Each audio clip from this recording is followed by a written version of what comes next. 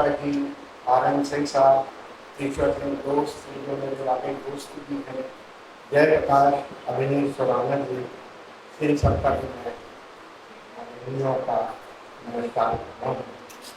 मित्रों, बीज मंत्र होने का जैसा एक हमारे यहाँ काम होता है, वैसा बीज में कोई यहाँ देने नहीं जा रहा, क्योंकि मुझे ऐसा लगता है कि ये जो कार्यक्रम है यही हमारे लिए बीज है। आने वाले समय में इस तरह के कार्यक्रमों का एक लेखा जोखा जब आप करेंगे तब आप पाएंगे कि आप अपने पास के लोगों में अपनी एक लंबी परंपरा में मिलते चले आ रहे लोगों के साथ जुड़ पाते हैं। मित्रों, यदि आप देखें कि आज आपके पास जो मोबाइल है और मोबाइल पर तमाम तरह की भाषाएं उसमें आती हैं, उससे भी साहित्य रचा हुआ होता है और उससे आप विविधता में कई चीज़ें पाते हैं और वह आपको अपने तरह से कुछ करता है जो आगे चलकर एक अलग संस्कृति में तब्दील हो।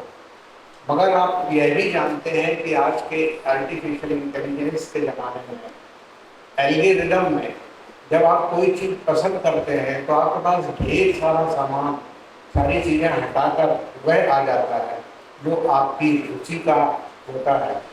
आपको ऐसा लगता है कि ये दुनिया वही है जो आपने सोचा है और उस सोच में ये जो रंग बिरंगा संसार है जो आपके मोबाइल पे है, यह उसमें ही सीमित है।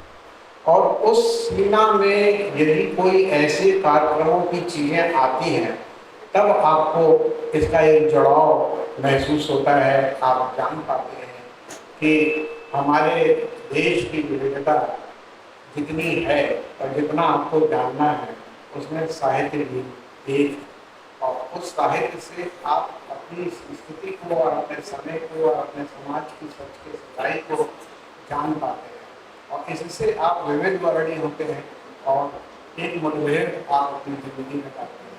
तो एल्गोरिथम में एक सुराग, ऐसी तरह की जो रंग बिरंगी रचनाएं हैं उनमें एक बौद्धिक कार्यक्रम करते हैं जो आपको निश्चित ही बहुत सारी चीज़ें देने के लिए आगे आते हैं। जैसा कि बताया है, इस तरह के और भी ऐसे कार्यक्रम कर रहे हैं तो निश्चित रूप से यह एक बीजों की पोटली है और वह आप जब खोलेंगे तो उसका जो अनुकरण आपके जीवन में होगा उससे आपको बहुत सारी चीज़ों का सहारा मेरे युवा मित्रों को जरूर मिलेगा।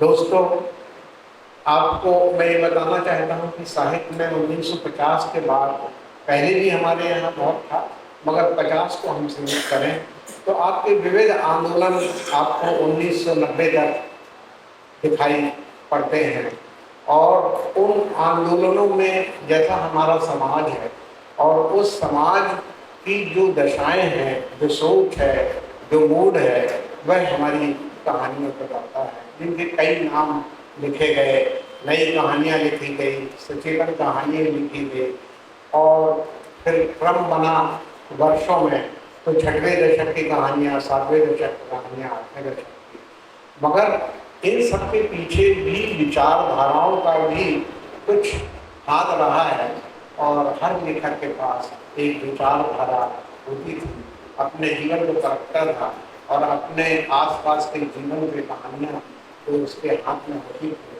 वो आपको सौंप कर यह बताता था कि आखिर हमारी संवेदनाएं क्या हैं और हम उसे कैसे आगे तक ले जाएंगे। यह एक विविधता है और बीज की पोटली है जो यहाँ पर यदि मैं रमाकांत जी पर ही केंद्रित करूँ तो ये संभव नहीं होता है कि केवल कुछ कहानियों के बारे में बात करके मैं उनकी विविधताओं, उनकी सोच, उनकी विचारधारा और एक लेखक की सृजनात्मकता को हम सामने रख सकें, क्योंकि उन्होंने न केवल कहानियाँ लिखी हैं, उपन्यास लिखा है। इस सबसे बड़ा काम जो उन्होंने किया है कि इस छत्तीसगढ़ के और बल्कि मैं समझता हूँ कि इस दुर्ग के आसपास के लोक गाथाओं को उन्होंने संकलित किया है, डाटा इकट्ठा किया है और उसको सामने रखा है। आकाशवाणी बिलासपुर में जब मैं था तो एक सतनामी समाज के गीतों को मैंने रिकॉर्ड किया। जब मैं गया तो एक बहुत गांव में एक बहुत लंबे डोर हमको डालनी पड़ी रिकॉर्डिंग के लिए, और अंदर छिपकर एक महिला ने गाना गाया। उस गाने को हमने रिकॉर्ड किया, और उस गाने में वह जो एक लोक गाथा थी उसमें वह ये बताती है कि मैं धान का रोपा लगा रही हूँ अपनी फसलों के साथ, और पीछे से जमींदार आ रहा है, उसके घोड़े की छाया और जमींदार की बगड़े की छाया पानी पे पड़ रही है। कल को मेरा बच्चा बड़ा होगा, ये इस पे नहीं बैठेगा और उस घोड़े पर मेरा बच्चा। यह जो अंदर की ताकत, ये जो अंदर की जो एक क्रोध है, वह आदमी का क्रोध अपने गीतों गाथाओं के माध्यम से सबने फैलता है। मुझे बहुत आकर्षण लगा, मालूम नहीं वो क्या स्थिति है कि सतनामी समाज ने छोटी छोटी जैसे फिल्मों की पुराने जमाने में गीतों की पुस्तिकाएं होती थी, वो पुस्तिकाएं सब में बांटते थे, जिसमें मिल के चलना, जुआ न खेलना, शराब न पीना, ऐसी बातें। तो लोक गाथाओं से जुड़कर अब यहाँ के डाटा इन्होंने संकलित किया है, वह एक बहुत ही अभिलेखागार की सामग्री है, किताब है, और दूसरा खंड में समझता हूँ पानी को होगा ये। तो यह ऐसी चीज है कि एक लोक गाथाओं पर काम है, कविताओं पे, कहानियों पे काम है, उपन्यास पर काम है, और संस्मरणों पर भी उन्होंने काफी लिखा है। आप देखिए कि इनका संसार के बाद के विभिन्न आंदोलनों के साथ रहे हैं। ये ठीक है कि 7वें दशक की बात हम करेंगे, मगर उन्होंने नई कहानी के लोगों को भी देखा है, सुना है, पढ़ा है, और धीरे धीरे वो उस अनेक आंदोलनों में वो साथ रहे हैं। जैसा मैंने पहले कहा था कि जिससे उपन्यास और कहानी के रूपाकारों को हमें देखने का मौका मिलता है, और एक लेआउट जो हम कहानी का बनाते हैं वो उसमें है। पर सबसे महत्वपूर्ण बात होती है कि कहानियाँ अपने समय के प्रतिनिधित्व करने के लिए एक युग बोध का सवाल है। वही युग बोध का रजिस्टर आपके पास पहुँचता है कि आपके पिता और पिता के पिता का उसका इतना था, वे अपने समाज को क्या सोचते थे, हिंदुस्तान को क्या सोचते थे, और आज क्या है। और मैं अक्सर एक बात कहता हूँ कि कहानी के स्वर, उसकी भंगिमा, और जो आप कहानी को पढ़कर बताना चाहते हैं, वस्तु चयन करते हैं, वही लेखक का महत्व होता है। और ऐसे में हमारे यहाँ बहुत प्रमुख लेखक भी रहे हैं जिन्होंने समग्र बोध से आपके सामने ये चीजें रखी। पर सबसे बड़ा काम है नैतिक मूल्य। हम अपने सारे नैतिक मूल्यों की तरफ धीरे धीरे आगे बढ़ें और उस काम को लें, क्योंकि ये बहुत जरूरी है कि आज हम देखते हैं कि संकीर्णता का समय बढ़ रहा है। यह धीरे धीरे बढ़ता हुआ कहाँ ले जाएगा, इस पर आप युवा साथियों को सबसे ज़्यादा नजर रखनी होगी। असहिष्णुता की तरफ आपका ध्यान होना चाहिए, और लोगों के साथ मिलकर हम एक खुशनुमा समाज बना सकते हैं। ये कहने में बहुत आसान होता है, करने में बहुत कठिन होता है, मगर जब करने लगो तो ये ऐसी चीज है कि हम अपने साथियों का एक दल बनाते हैं जो खुश मिजाज हो, और जिससे आपका अविश्वास अलग हटता है, और आपकी जो आज असलियत तर्क मिलता है किसी भी चीज के लिए कि हम इसलिए महान हैं क्योंकि हम ये, उससे अलग हटकर हम एक बृहत्तर व्यापक भारत, हिंदुस्तान, इंडिया ये बना सकें, इसकी तरफ हमें ध्यान देने की आवश्यकता होगी। मुझे याद आता है कि न्याय पुष्पांजलि 1984 में लिखी गई। उसमें कहा गया है, जो आज सबसे ज्यादा प्रासंगिक है, कि सहिष्णुता हिंदू धर्म का सार्थक है। अनिश्वरवादी के साथ भी विनोद किया जा सकता है, और उन्हें ये विनोद देते हैं, ना कि उन्हें यातना देते हैं। यह हमारे लिए एक बीज मंत्र हो सकता है, और इसके लिए हमें मुक्तिबोध की याद आती है। उनका एक लेख है व्यक्तिगत ईमानदारी, कलाकार की व्यक्तिगत ईमानदारी। वे बोलते हैं कि अभिरुचि को बदलें और लगातार अपने आप को संशोधित और संपादित करते चले जाएं। केवल दूसरों से उम्मीद ना करें कि वही बदले, आप भी बदले और अपने समाज के लिए आप कोई नई चीज बनाए। तो मैं समझता हूँ कि मानवीय जटिलताओं की संवेदना हमारे सामने रखते हैं और इसमें रमाकांत जी बहुत माहिर हैं। वे कहानी का कहानीपन को बनाए रखते हैं क्योंकि यही एक लय बनाती है। जनजीवन के संपर्क उनमें वाद्य यंत्र की तरह बजते हैं, वे लगातार मन से अन्वेषण करते चले जाते हैं। मित्रों, ये भी एक तरह की गुप्त राजनीति, जिसे अक्सर कहा जाता है कि केवल एक विचारधारा ही नहीं होती, आपकी हर कहानी में भी एक गुप्त राजनीति होती है। जैसे आप अपने पाठक को वह चीज हस्तांतरित करते हैं जो दुनिया को बदलने के लिए सामने आती है। मैं यहाँ एक बात कहना चाहता हूँ, मैं एक बार और भी कह चुका हूँ, मुझे बहुत ज्यादा आकर्षित करती है, इसलिए नहीं कि मैं भी छत्तीसगढ़ से जुड़ा रहा हूँ, क्योंकि मैं तो छत्तीसगढ़ से जब मध्य प्रदेश गया तो एक रात को जब सोकर उठा सुबह तो पाया कि छत्तीसगढ़ अलग है और मध्य प्रदेश अलग। तो मैं छत्तीसगढ़ का भी डायरेक्टर रहा हूँ, मध्य प्रदेश का भी डायरेक्टर रहा, मगर मेरे लिए छत्तीसगढ़ और मध्य प्रदेश दोनों मिलाकर ही एक मध्य प्रदेश होता है। और उसमें आप देखेंगे कि जो कथा साहित्य है हमारे छत्तीसगढ़ का, विशेषकर यहाँ का, उसकी आधुनिकता पूरे भारत में एक मानक स्थापित करती है, छत्तीसगढ़ की आधुनिकता। और यह आधुनिकता यहाँ के आधुनिक समाज की नहीं है, यह लेखक के अपने बदलने की, भाषा की संरचना की, भाषा में बदलावों की ये है, जिसमें सबसे पहला नाम मुक्तिबोध का है, शानी का है, श्रीकांत वर्मा का है, विनोद कुमार शुक्ल का है, रमाकांत जी का है, मनोज रुपड़ा का है, आनंद हटकड़ का है, विशेषकर यहाँ के थे और उन्होंने भी अलग ढंग की कहानी लिखी, अलग ढंग का जीवन दिया। ऐसे लोग भी यहाँ रहे हैं। मित्रों, आज भी रमाकांत जी सक्रिय हैं और संसार के बाद की कहानियों में उनकी उपस्थिति बनी रही है। संसार के बाद ज्ञानरंजन, काशीनाथ सिंह, रविंद्र लालिया, दूधनाथ सिंह, ये बड़े लेखक हैं जो उस समय आए और खास तरह से उनकी भाषा और भंगिमा ने कहानी को एक नया रूप दिया।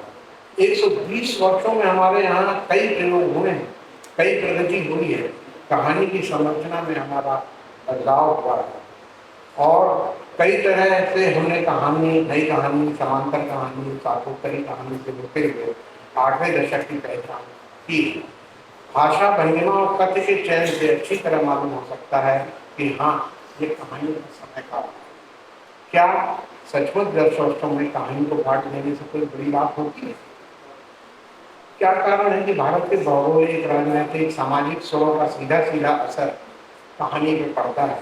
8वें दशक की कहानी और 9वें दशक के आसपास की कहानी को अपने समय काल से हम जान सकते हैं। इस 20 वर्षों की कहानी की तलाश, उसका तापमान, उसे पहचानने के लिए बहुत ज़्यादा प्रयास अभी तक नहीं हुए।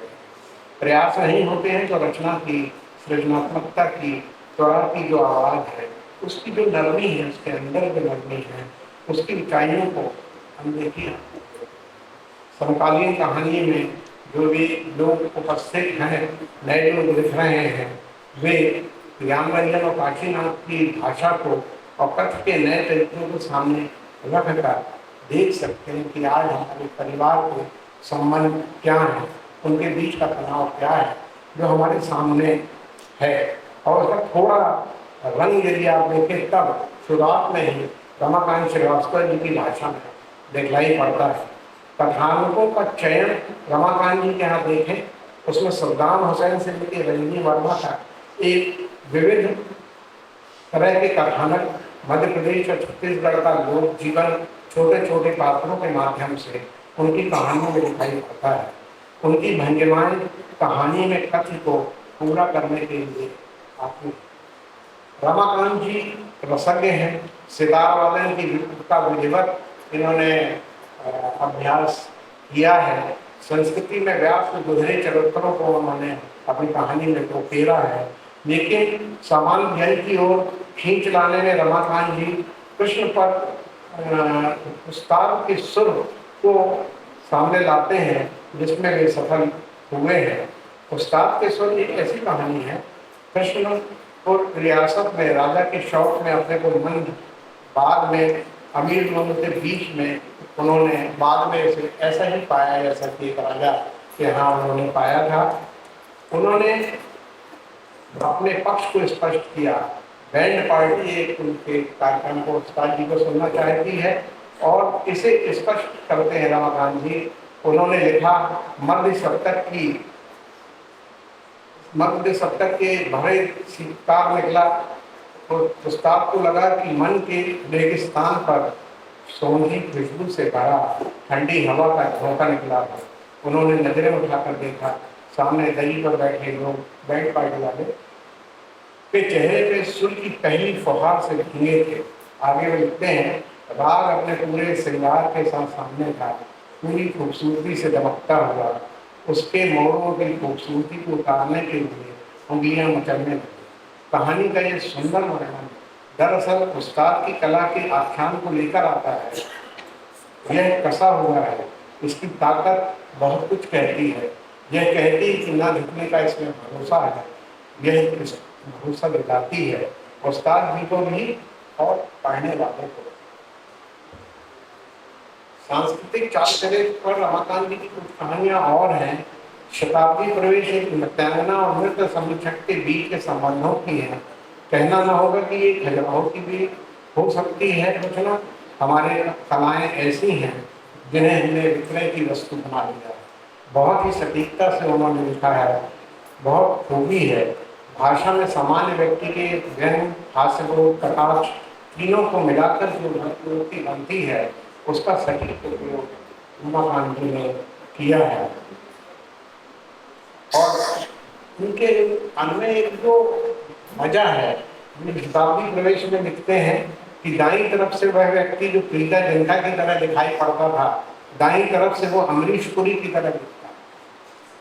क्षण भर में दीन और क्षण भर में बदमाश, ऐसा ही इनकी रचना है। कारगिल का शहर, यह रीवा भी हो सकता है। एक जाना पहचाना पात्र है, बहुत बड़ा आदमी है, उसका आतंक है। और सबसे बड़ी बात है कि रमाकांत जी वहाँ रहे हैं, उस आतंक के बीच में उन्होंने ये कहानी। ये मैं वैसे कहता हूँ कि लोगों को, हमारे लेखकों को उनसे सीखना चाहिए कि बिना दबे हुए हम कैसे उस पात्र को, चरित्र को अपने सामने रख के बताते हैं कि इनसे कैसे भिड़ा जा सकता है। उनकी एक कहानी मुझे पसंद है, चैंपियन, जिसमें भरहा साहब हैं, माझी लाल नाम का एक विकला पतला लड़का है जिसे दौड़ाकर वो आगे ले आना चाहते हैं। दो शिक्षिकाएं हैं, एक भनमुट्टी बहन भी है और एक कटकहन बहन भी है। कटकहन जरूर कटखनी किस्म की महिला होगी, आप लोग भी अच्छी तरह से जानते हैं। किसी भी चीज के लिए रमाकांत जी ने इसीलिए हिचक की नहीं है, वे मस्ती से कहानी में कुछ चीजों को रखते हैं। एक बहुत आकर्षित करने वाली कहानी पीसी है, पीसी कंप्यूटर। उस समय कंप्यूटर ना होंगे जब ये कहानी लिखी गई होगी। इलेक्ट्रॉनिक टाइपराइटर से पहले का पुराना टाइपराइटर, जहाँ लड़की को सिखाना, घर के बाहर निकालना और उसका प्रेम विवाह करना, टाइपिंग के माध्यम से जीवन के बैरियर को तोड़ना, घर के बैरियर को तोड़ना, एक बहुत खूबसूरत कहानी है। जैसे आज हम लैपटॉप और बाहर ऑनलाइन दुनिया को दिखते हुए इसके सामने रख सकते हैं। इनकी कहानियों में ध्वजारोहण, साहब बीबी और बाबा जी, सन्नी मित्रा और मित्रला, अंधी मछलियाँ और प्लेजर कैप्सूल, खाने में नगाड़े जैसे में युद्ध शीर्षक हैं। उससे ही पता लगता है कि इसमें क्या भाव बोध है। तो मित्रों, ये ऐसी कहानियां हैं जिसमें प्रोफेसर वर्मा एक पात्र हैं जो पढ़े लिखे हैं और वे ऐसी रचनाएं देखते हैं, फिल्में देखते हैं जो वर्जित हैं और उस वर्जित से वो यह भी देखते हैं, उनको कारण है इनके पास कि प्रोफेसर वर्मा का लगातार उस चीज़ से डरते चले जाते हैं और ऐसी खोज करते हैं कि जिसमें वे जानते तो हैं कि कहीं बहुत कुछ गड़बड़ है, मगर अपने जीवन को उसी से ही साधने का प्रयास करते हैं। ये बहुत महत्वपूर्ण बात है कि आप जिससे डर रहे हैं उसी से ही चीज़ों को साधें, तो तो एक निष्क्रियता से साधना इसे माना जा सकता है, जो रिटायर्ड लोगों के पास इसके अलावा और कोई साधन नहीं है। प्रोफेसर वर्मा कहते हैं कि मानसिक उत्तेजना को शांत करने के लिए वैसे ही किसी उत्तेजना का सहारा लेना क्या नैतिक होगा? अभी भारतीय आदमी थोड़ा नैतिकता की बात कर रहा है, ये बैरियर भी टूटने की कगार पर है, पर जैसे ही मानसिक उत्तेजना को शांत करने के लिए नहीं औरों को काम लेना है, तब वह कहता है चटनी के सारे खराब स्वाद आलू की टिकिया को आदमी दे सकता है। यह जानते हुए प्रोफेसर वर्मा कहते हैं, अभी सोए प्रोफेसर वर्मा कल्पना के नील जल में संतरण करते हुए नींद में चले। रूप की विशेषता से ही वस्तु में विशेषता आती है। ये नामवर सिंह कहते हैं कि रूप की विशेषता से ही वस्तु में विशेषता आती है। कहानी अपना माध्यम, कविता में अपना माध्यम, उपन्यास में अपना माध्यम, एक दूसरे पहलू लेकर खुद चलता है। यह आज की कहानियों में ठीक बात सामने आती है। और इस तरह बाबा जी पर और हमारे समाज के लोगों पर एक इन्वेस्टिगेशन प्रस्तुत करते हैं रमाकांत जी। और यह आज के समय में तो और है, ये एक अजीब बात लगती है कि बाबाओं के पास लाखों की भीड़ होती है, 10-10 लाख लोग इकट्ठे हुए। मतलब क्या कारण है कि जब हमें कोई एक सामुदायिक काम करना हो तो हमारे पास 5-10 से ज़्यादा लोग नहीं। इन सबके बीच आपको इन कहानियों में इन बाबाओं के पास लग सकता है। ये एक बार डब्बा वर्णन देकर बाबा कैसे होते हैं ये वे बताते हैं। और उन्होंने दृश्य खींचा, एक सिपाही गांजा लेकर आता है बाबा जी के लिए। जब जलतारे एक पात्र है, मन ही मन बोलता है तू ही एक लेडी लायक बनाया बेटो कहीं का। उसने अपनी शराब पी, बाबा से जबरदस्त टक्कर हुई, तुम गांजा पी सकता है, मुझे रोकता है कि मैं शराब ना पी।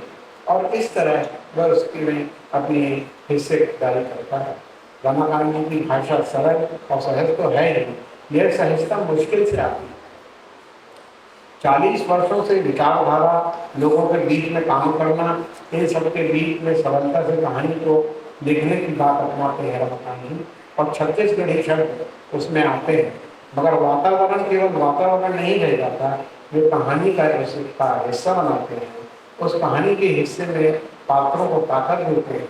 वह पात्र थोड़ी देर के लिए आता है, मुश्किल से 5-6 लाइनों में, पर कहीं बहने की तरह यादगार उसे एक लाइन में कहानी में बदलने की कोशिश करते हैं। ऐसी आवाजाही, ऐसे वर्णन का शौक, ऐसा तरीक़ा इनकी कहानियों में चलता है, उन्मुक्त है। व्यंग है जो शिष्ट होता है। एक व्यंग होता है जब आप दोस्तों के साथ चौपाल में पान की दुकान पर होते हैं और इस तरह की उपस्थितियाँ उनमें होती हैं। इन्होंने बहुत चीज़ें लोगों को सामने रख कर लिखी है, जिन्हें संस्था के रूप में हम कह सकते हैं। दाता जाए बंजारा एक पुस्तक इनकी है, जिसमें हलीम जाफर खान, काशीनाथ सिंह, शारदा प्रसाद और सुबोध कुमार श्रीवास्तव, सैन प्रकाश, महेंद्र अग्रवाल भी लिखे और लाल इन पर उन्होंने लिखा है। काशीनाथ के बारे में इसमें एक इनका प्रसन्न दर्द और एक खास किस्म की शरारत जो उनकी कहानियों में है, वह खुलकर इनके संस्मरणों में आती है। रमाकांत यहाँ का लगा कि जंजीर बढ़ गई है, काशीनाथ कहते हैं, बहुत दिनों बाद खुलकर हंसा हूँ। क्या हो गया है हम सबको, हम अकेले होते जा रहे हैं। साहित्य की दुनिया हो, विश्वविद्यालय हो, अपना पराया समझना मुश्किल हो रहा है। काशीनाथ की आंखें स्थिर हो गई, उनके सीने पर बना कमल धीरे धीरे पिघल रहा। और तो गंगा प्रसाद पर उनकी बहुत एक्टिविस्ट साहित्यकार थे, उन पर उन्होंने एक गणना निकाली, एक गणित निकाला, काम प्लस व्यस्तता इंटू हड़बड़ी प्लस कार्यक्रम प्लस गैस्ट्रिक ट्रबल बराबर कमला प्रसाद। तो यह एक शरारत इसमें आपको दिखती है।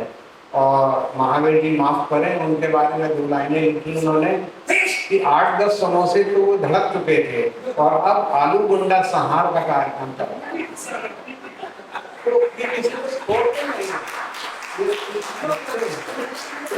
ऐसा व्यक्ति जो अपनी प्रसन्नता को आप तक स्थानांतरित करता है और एक विचारधारा के साथ आपको एक नई दुनिया में ले चलता है, उसके दीर्घ जीवन के लिए मैं शुभकामनाएं देता हूँ। आपने मुझे सुना, इसके लिए